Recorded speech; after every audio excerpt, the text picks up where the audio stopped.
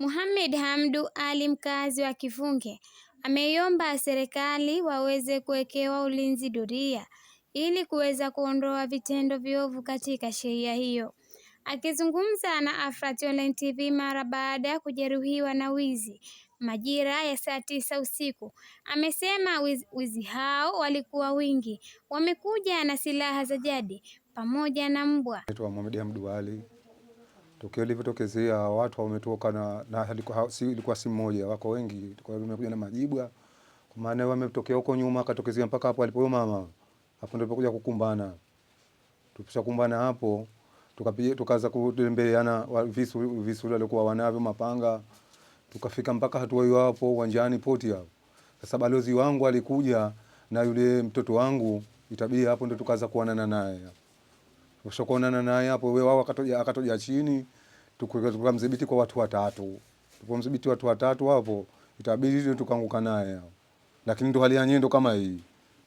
Maana kisha njuruhi kila pale kwa sababu walikuwa wako wengi. Wako kikosi kingi, sio mtu mmoja. Hospitali ya Kivunge kanipeleka ndo nikashono kama hii. Serikali tunaomba kuwa iwaongeze doria. Waongeze doria kwa sababu unakuwa kaskazini natokezea sana. Sipangumie tuna mwingine anatokezea. Msaidizi daktari zamana hospitali ya Kivunge, Dr. Tamim Hamad Saidi, ameeleza ya kuwa tarehe 6 usiku tulipokea majeruhi, anaitwa mzee Mohamed Hamdu mwenye umri wa miaka 58. Huyu ni mkazi wa Kivunge.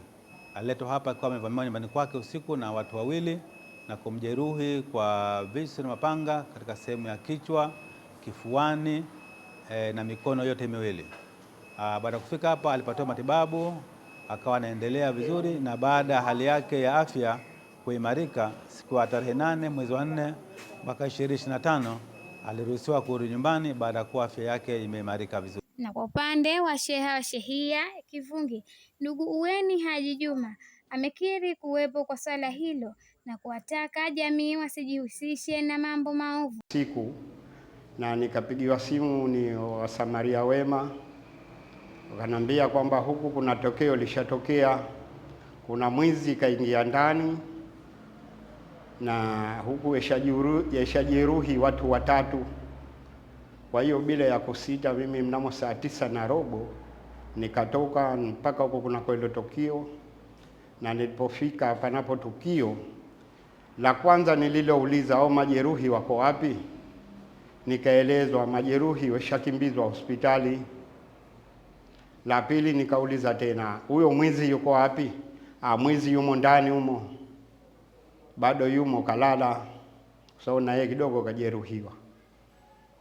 Hapo la kufanya kitu nilichokifanya, nikachukua jitihada la kuwasiliana na jeshi la polisi. Nikawasiliana na jeshi la polisi, nilipokwisha kuwasiliana wakanambia sawa, ni sehemu gani? Kivunge. Kwa hiyo sawa, tusubiri tunakuja. Kwa kweli hawakuchukua muda, wakafika na gari yao. Walipofika pale nilipofahamisha, wakaja mpaka panapo lile tukio. Wakaniuliza, ndio hapa? Ndio hapa. Haya, mwizi yuko wapi? Mwizi yumo humu ndani kalala. Kwa hiyo na wao wakashuka, tukaingia ndani, wakashuhudia na wakasema kweli hapa kweli amefika Kujuma.